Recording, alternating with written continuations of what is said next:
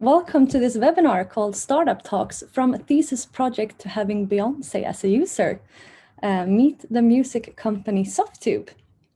And as you can hear in the title, today we will talk to Softube, and more specifically to one of the founders, Torsten, and hear his and Softube's story and their journey from just a small founder team to now being an organization with over 50 employees. And they call themselves rock and roll scientists. And I want to dig a bit more into that and understand what they mean by that. And now their products are used to produce music for world famous artists, like I said, such as Beyoncé, Adele. And the company has done collaborations with large brands such as Marshall and Fender. And I want to know a bit more about what it's like to grow a company in a niche market, and what does the transformation look like from a small founder team to a successful organization. And I have plenty of questions to ask, and I bet the audience does too. So I can straight away just tell the audience, if you have any questions during the talk, feel free to write them in the Q&A that you find in the bottom of your screen, and I will try to raise them as we go along or afterwards. My name is Lina Helgersen. I am a community manager at LEAD, and I will start off by telling you a little bit about LEAD and who we are and what we do. And then I will invite Torsten to the virtual stage to have a little chat about Softube and his experience in the company. And finally, we will, like I said, invite the audience to ask some questions. So don't be shy, write any questions that might occur during the talk in the Q&A function. And then I will try to raise them, and Torsten will hopefully be able to answer them. All right, so now a bit about LEAD and who we are, for those of you who don't know us already. So LEAD is a business incubator. And then you might wonder, well, what is a business incubator? Well, as a business incubator, we help companies grow faster and safer. So basically accelerating the development of startups with high growth potential to become scalable growth companies.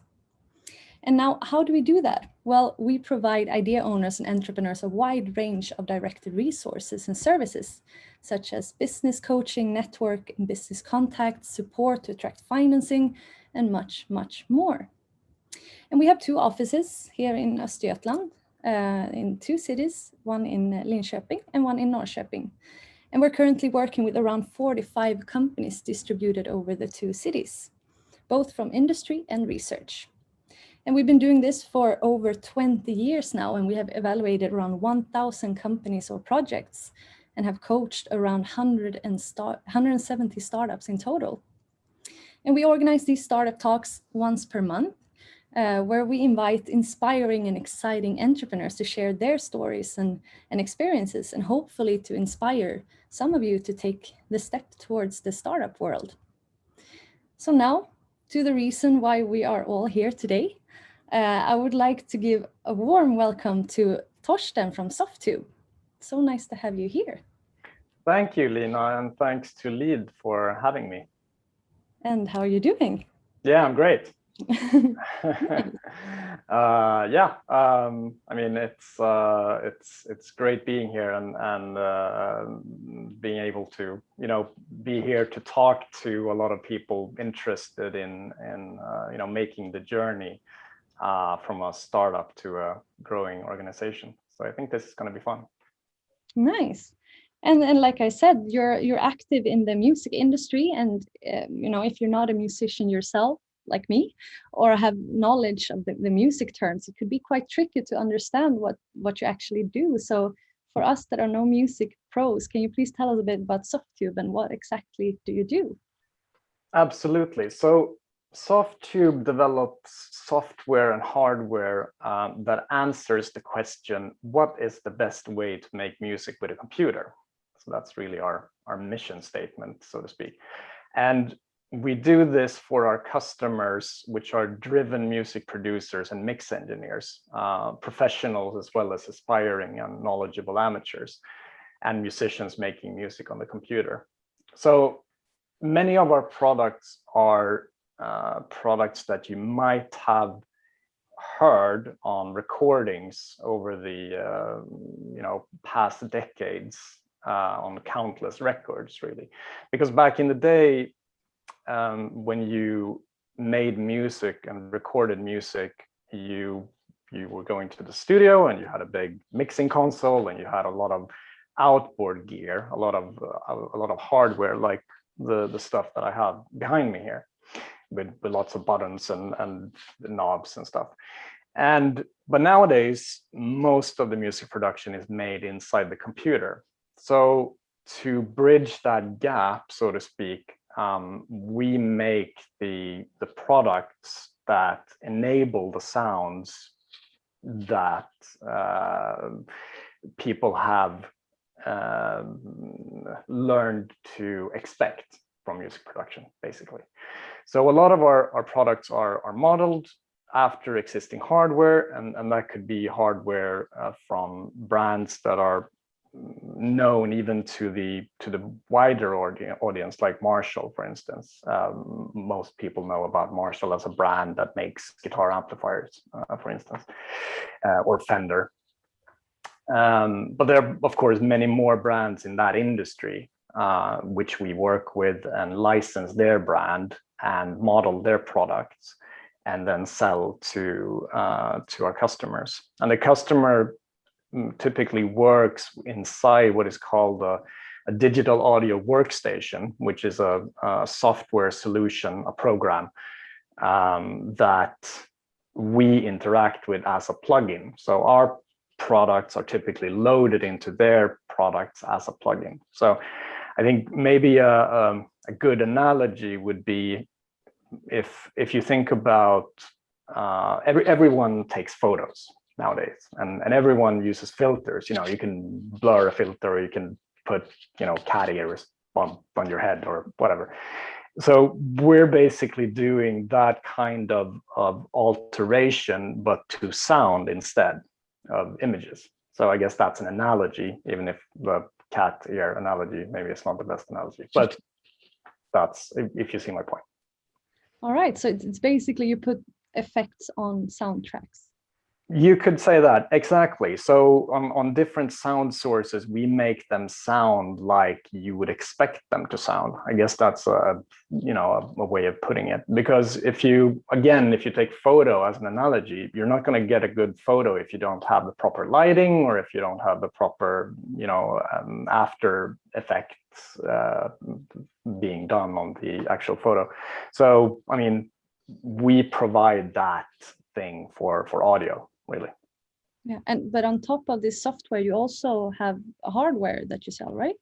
Exactly. I actually have it here next to me. So this is a hardware mixing console, basically. So this piece of gear you would use when specifically in the mix stage, when you produce your music. So this is actually more of a controller. The processing is still done inside the computer with software. So this is a controlling hardware for the software, really. Okay, interesting and nice that we get to see an example of the product. But now I want to know a bit more about you and who you are. So who is Torsten? Sure. So I started with the company in 2005. The company actually got started in 2003 as a master thesis project. But in 2005, we were four employees that now own the majority of the company. So all of us four actually also started at the company doing thesis work for the company. So my thesis work was, I started as a programmer. So I made a thesis work based on, I evaluate the digital signal processors for audio applications. So for those who don't know, there are specific chips that are made especially for processing digital signals, audio. So I evaluated that, and then I worked for Softube as a programmer for a long time. And then as the team grew, it became clear there was a need for the need became bigger for a sales and marketing role within the company. And I kind of just slipped into that, I guess you could say. When you're a small company and a small team, everyone kind of does everything from the beginning. So I guess from the beginning also I was involved in the sales and marketing stuff even from an early stage. And then I guess you could say that the job found me rather than me finding the job, I guess. And now you're a VP in sales marketing, right? Yeah, exactly. How was that going from like programming to becoming VP in sales and marketing? Was it difficult to get to use those very different tasks? Yes, it's a different task. I think one thing that is useful to bring to the table to the realm of marketing or sales is thinking about it from an engineer standpoint. So I think that can be useful. That's not to say that everyone should be an engineer, but I think that could give another perspective on things. And especially it's useful to know, or at least in our organization, it's useful to know the products and useful to know what the technology and science is behind it also. So having a bit of both helps a lot. As for making the transition, yeah, I guess I had to read a lot of books. So, but that was more fun than anything else. So yeah, nice. So it hasn't been super difficult to just completely change to a different role. I wouldn't say so. I mean, if you're curious about different kind of things, it's kind of that definitely helps. I guess you could say. So I guess that curiosity works as a fuel for learning different tasks and tackling different issues and different challenges also, because I mean it can get stale to be in the same role for too long also, of course. And I think that's maybe one thing to think about when you're in a company, or when you're transitioning in a company from a small team to a bigger team, that you might have to think about at some point, am I the most suitable person for the role that I have, or should I have another role? Or holes might appear in the organizational structure that needs filling, and you might be the best person that are suited to fill that gap. So I think probably it's a good idea to be to be prepared to maybe see another role for you in the future, because I think that has happened to many people in Softube, that you start out in one part of the organization and you've moved into another, basically. And that's a very beneficial part about in the beginning of a journey, being the startup, that you get to try a lot of different tasks. Like you said, in the beginning of a journey, you tend to do everything in the organization. Exactly. And I mean, and that has a lot of benefits. I mean, for one thing, I find it fun to have had that experience, to really do all kinds of stuff just to make the wheels turn. So that has been a great and fantastic experience. But I mean, it also helps in understanding, when to grow the organization, what should be your next hire, what should be the qualifications of that person. So there are a lot of benefits in actually trying a bunch of different things when you're growing the team, I would say, if you're open for it. Nice.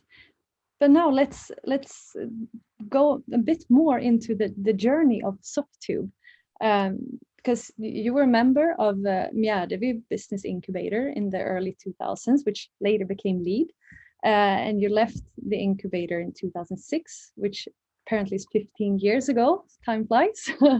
But let's move back a bit from that, because around the time that you started in the company, Softube landed a collaboration with Marshall, which is, like we said, one of the largest brands in the music industry. And I would like to know a bit more about that collaboration and what it meant to Softube at that stage. Sure. Yeah. I mean, I think the first point of contact with Marshall was actually, that was very early, probably in, I don't know, 2004 or something. But then it took a long time to actually develop that into a working relationship. And I think that's one thing to take away, that patience is a good thing. Especially when working with external parties, because things take a long time.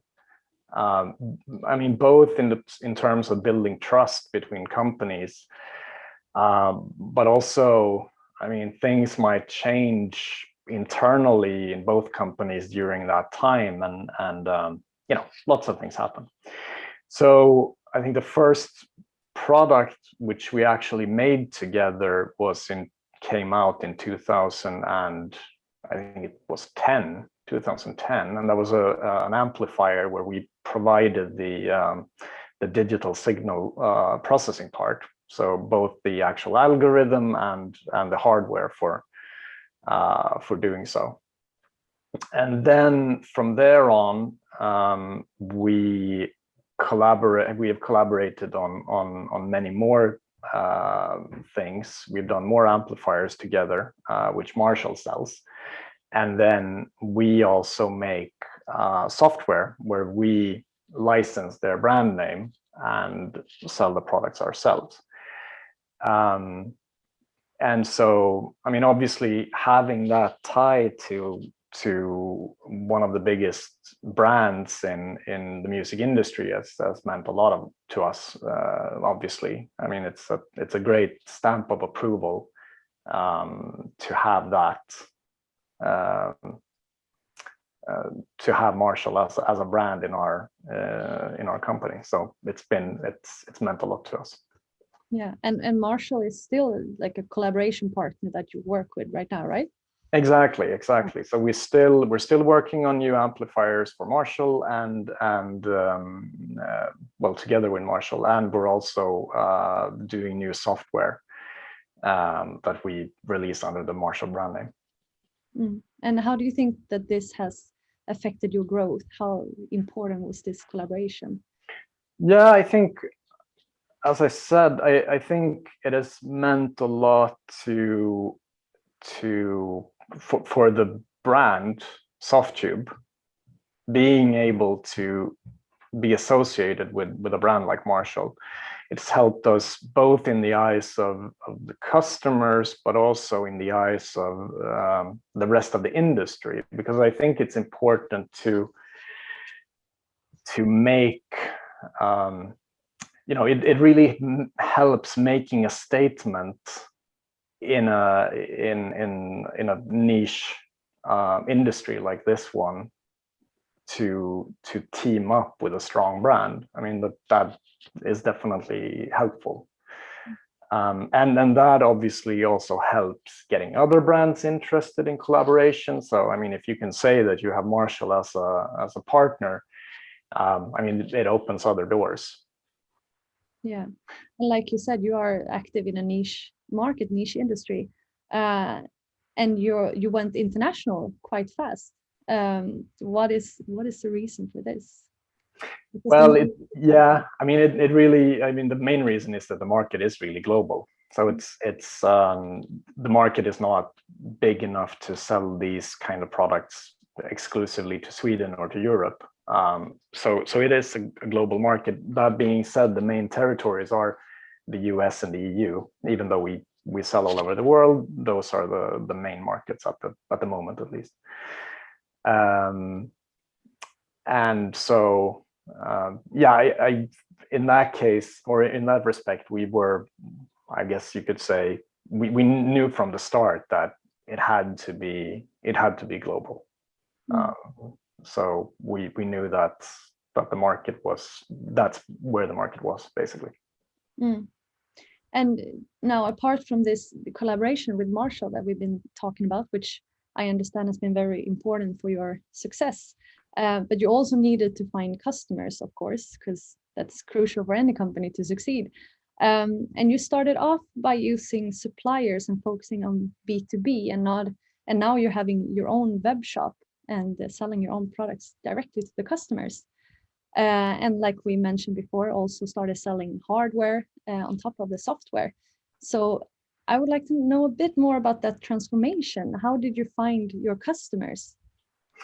Yeah, exactly. So yes, we started off as a B2B company. The idea was that we would deliver the algorithms that other companies, other brands would use in their products.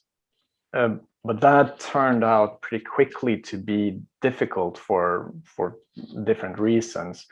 I mean, one main reason maybe was that we saw that it was a lot of overhead, basically, making products for other companies where we could make the products ourselves, because we found that we could actually do the whole product development, not only the algorithm, but we could actually do the product development as a finished product. And then we found that it doesn't really make sense if we think that we have in some cases better ideas than the companies that we're working with, we might as well do the products ourselves. So that's really the basis for this. And I think we released our first, I think we found that out pretty quickly. So we had our first product being launched, our first own product being launched under the Softube name in 2007.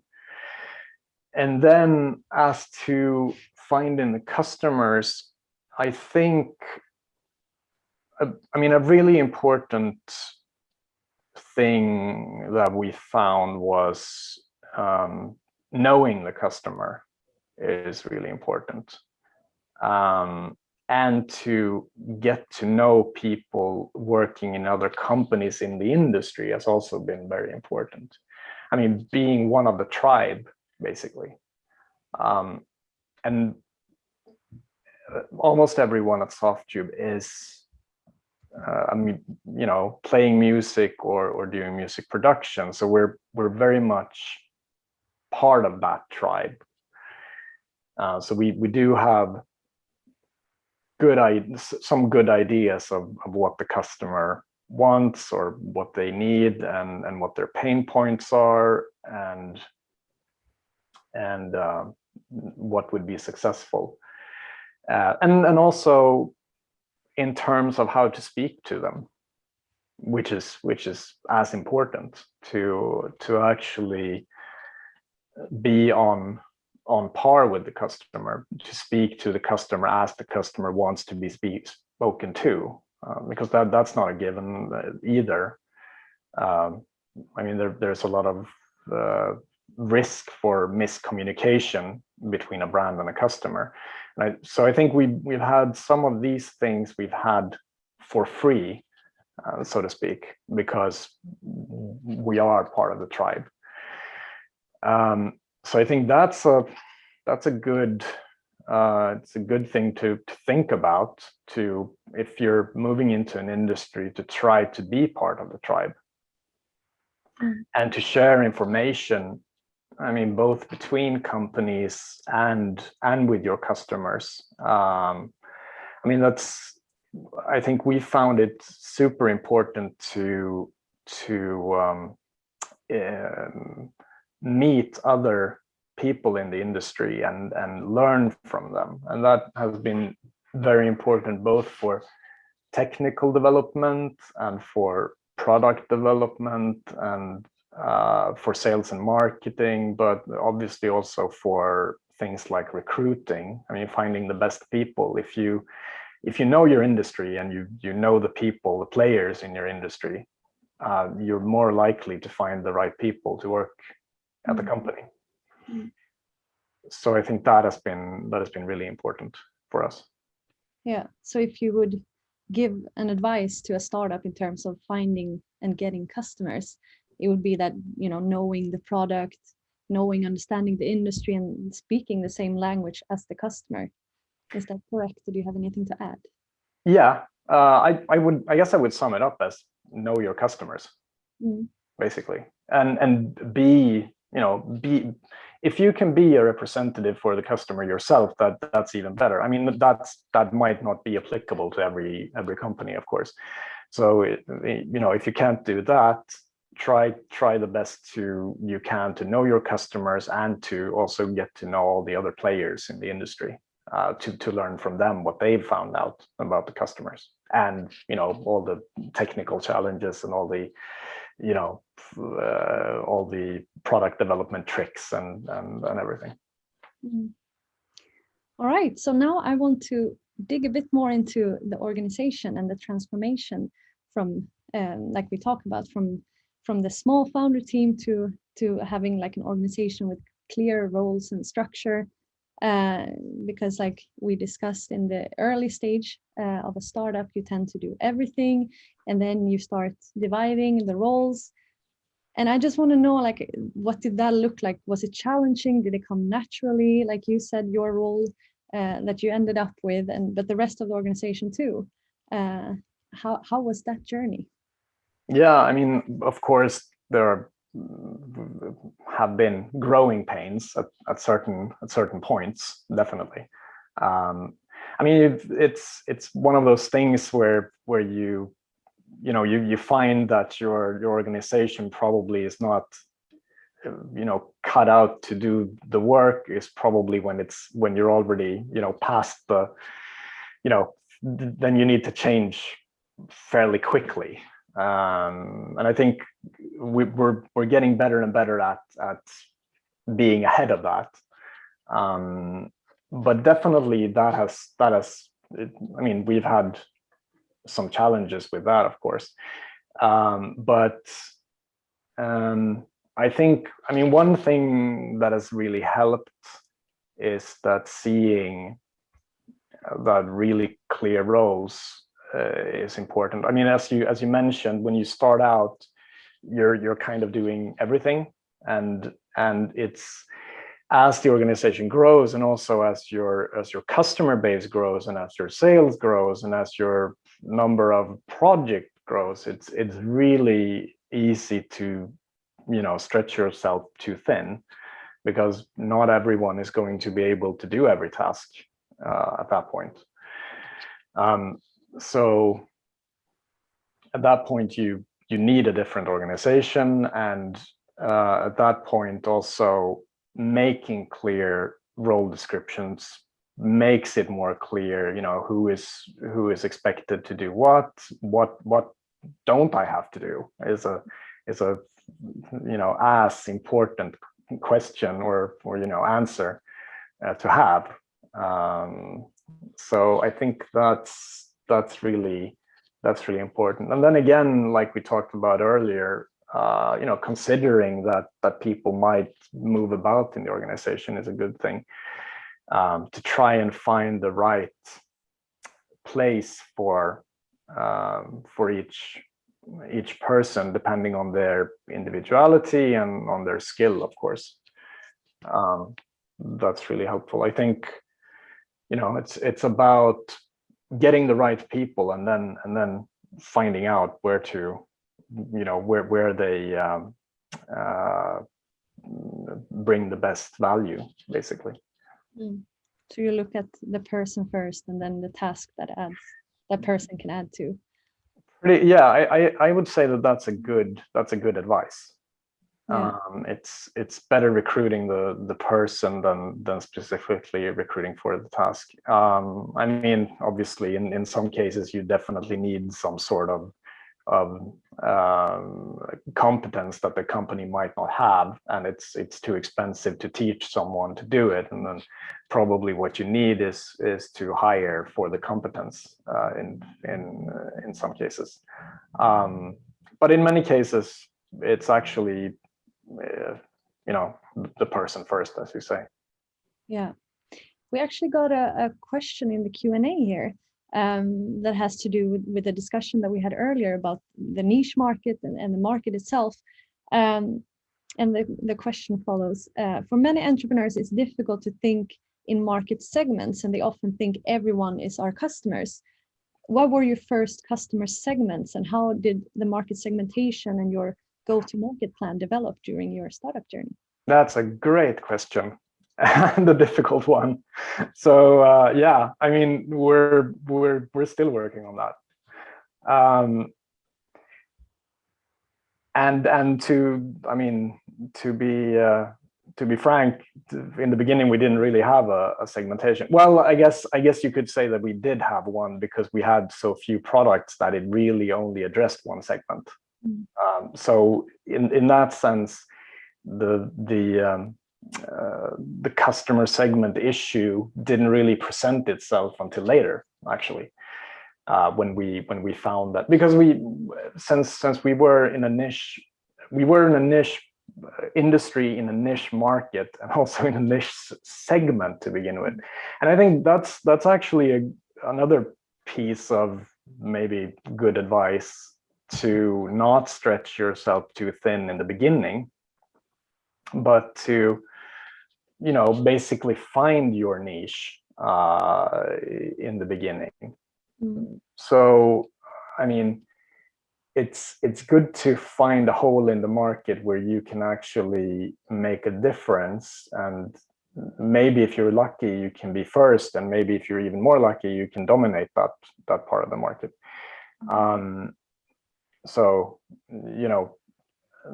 like you said, it's also important that you don't narrow it down too much, and you might miss some potential customers because you're so focused on the customers that you think are your customers.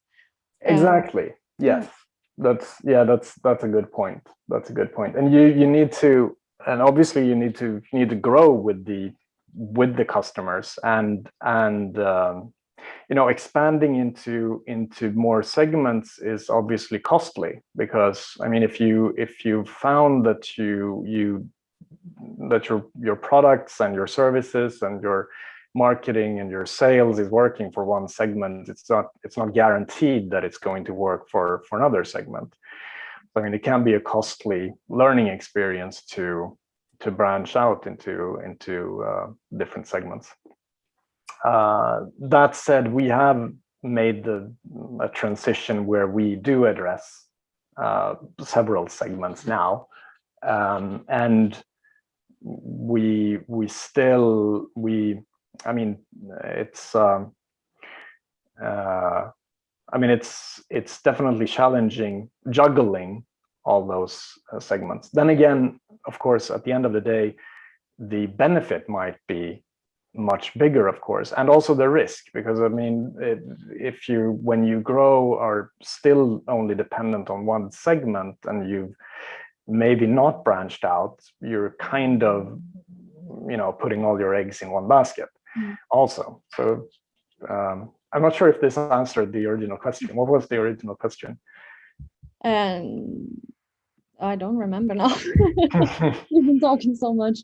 No, but yeah, so it's like a balance there to focus on like a narrow customer segment, or to go a bit broader. Yes, exactly. And I mean, then that becomes a function of how big your organization is, and how much risk you're willing to take, and what how do you want to develop also. I mean, you might you might have as a goal to move into another segment for strategy.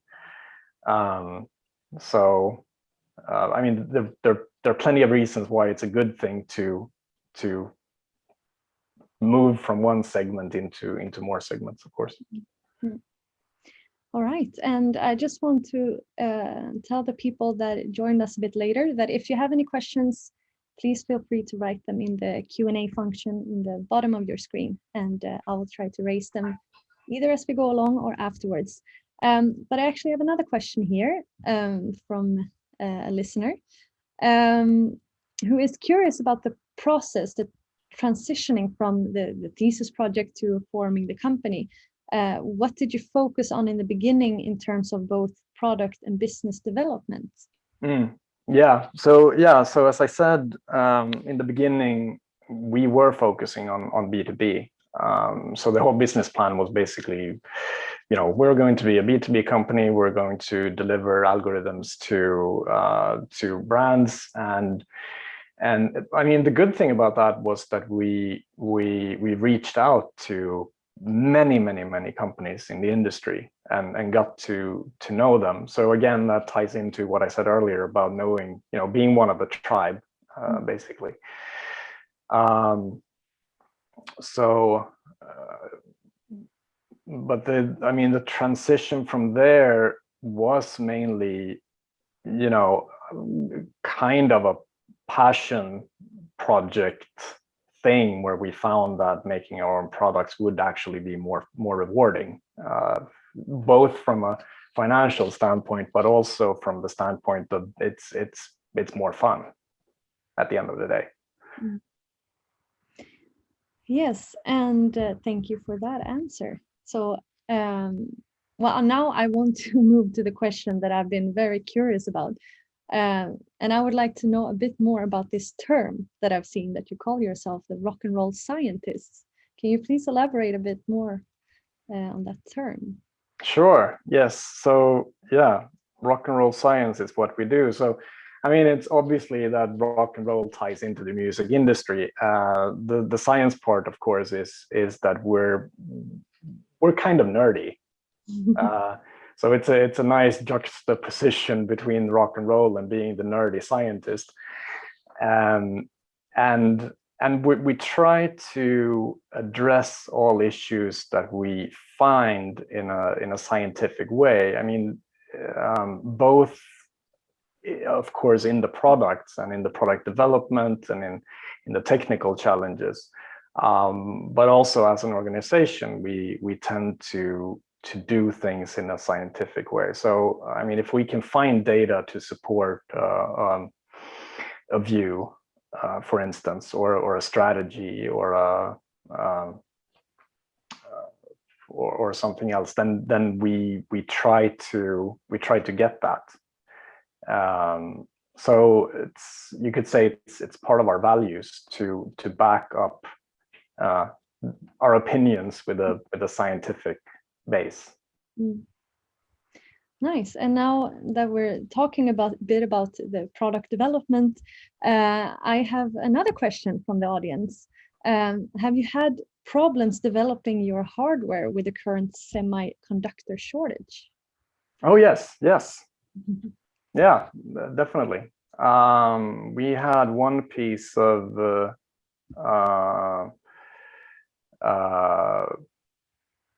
electronics that were priced much higher due to that shortage. So yes, we've had issues with that, because I mean, obviously we're a very small player also, so we're not necessarily first in line when it comes to getting our hands on the proper components. So yes, that has been a problem. So mainly it's meant that we have had to raise prices somewhat, and also some delays in shipments, unfortunately. Understand. So it seems like we have some music enthusiasts in the audience. So please feel free to write more questions, and I will ask them to Torsten here. But your entire team are true music fanatics and musicians who play a bunch of instruments, and you yourself, you both sing and play the guitar in a band.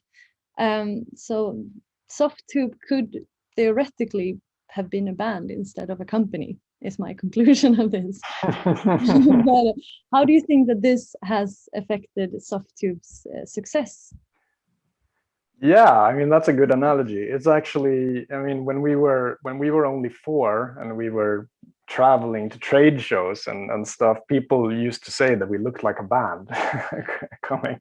So that's a great analogy, actually. And I mean, obviously, since the music runs so deep in the company, I mean, many people here actually play together as well.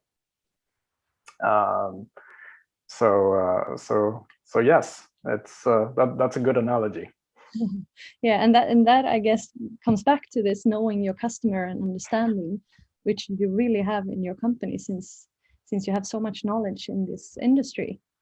Exactly. Yes, I mean, it's helpful in many ways. It's helpful in that sense that, you know, being part of the tribe sense and knowing the customer and you know, knowing their pain points and knowing their needs and such. I mean, another positive of you know, coming from a band background is that it's in some ways similar to run a company.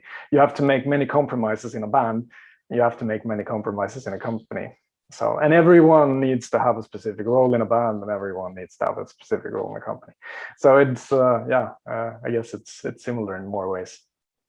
True. And also with passion, a lot of basically every successful entrepreneur always talk about the passion and loving what they do, and that must be very applicable to you since you're such music fanatics, all of you. Yeah, of course. I mean, it's really, I mean, every you know, every product that we do is a you know, amalgamation of all that passion being, you know, funneled through the team here that works. So that definitely plays a part, and of course also, as many of the team members are also musicians and make music production, they use the products in their own music production. So we use the tools that we make, which, you know, makes for better products, I think, because you wouldn't be proud to use products that you wouldn't use otherwise, just because you worked at the company. So I think everyone definitely do their best to make the products as good as they could be. Yeah, and it's for that reason. You're your own testing group too, who can try the products. Of course. I mean, the QA department definitely, you know, are well versed in using the product, since they do a lot of music production themselves, and but also in many other, you know, parts of the company, people, you know, love to get their hands on the new stuff that we develop and try it out. So I mean, that's definitely, and the passion is definitely a component there as well. So now I just want to know if you have, like, what is your best, maybe this is a tricky question, what's your best advice to give to any of the entrepreneurs who are sitting here in the audience today? Oh yeah, that's a big question. I mean, we already said know your customers. I think that's a good thing. I mean, what would be another thing? I think maybe another thing is be consistent, and maybe that's as much of life advice as it is advice for someone being in a company. But I think it ties into what you want to be as a brand also, because I think it's a good thing to think about what your brand means, and I think it's a good thing that you start thinking about that early as well, and starting with your own values and who you are as a team is a great way to start, because what you stand for is much more likely to be easy to communicate rather than something that you feel that you have to make up.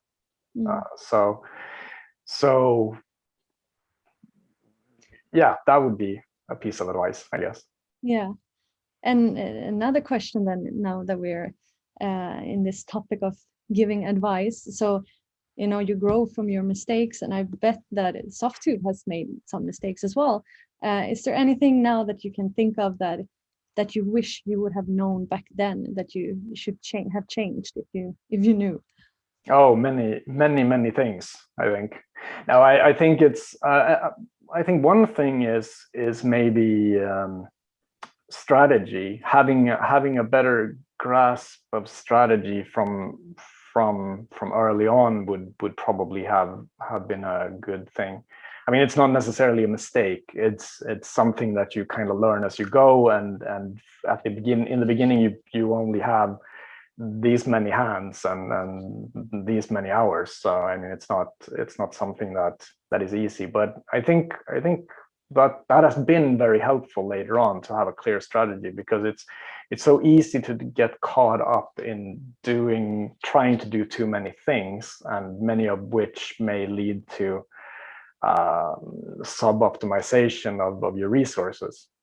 So it's very helpful to know what to not do at a specific time, and I think their strategy can help a lot with having guiding principles that makes it clear what to do and what not to do. And the same goes for what I said earlier about thinking about what you want to be as a brand, because that also provides some guiding principles as to what you should and what you shouldn't do. Yeah, and I have a question from the audience. We spoke a bit about how this collaboration with Marshall has affected your growth and finding your customers, and the help of finding the customers. But I have a question here. Have you had some bigger investments, or did you focus on customer revenue? And when is the right timing for investments, or what are your experiences? Yeah, so we had investments from the beginning from Almi,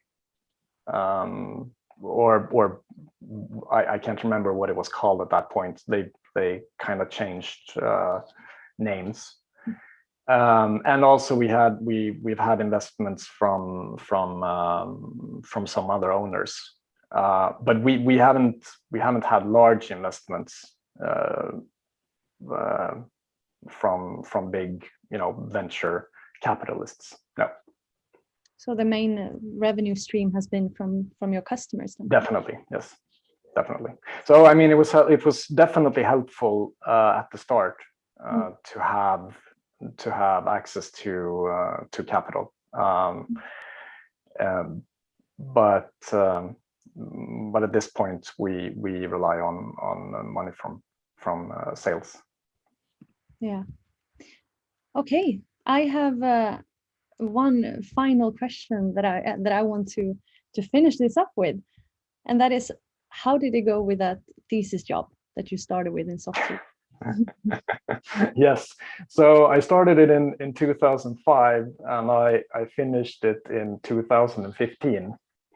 So it's and that was, by the way, that was the latest admittable time to finish it. Right. Or maybe that's another piece of advice: finish the things that you've started. I think it's I started the thesis, and then I kind of got caught up in the job, which, I mean, it probably happens to many, and then going back to school at that point, finishing the thesis kind of didn't seem that interesting, but it felt good to finish it in 2015 at least. Yeah, I can imagine, and well done for finishing it. Thank you. All right, so we don't have any more questions from the audience. So thank you so much, Torsten, for joining us here today. And I think it was super interesting, and I hope that the audience found it very interesting too.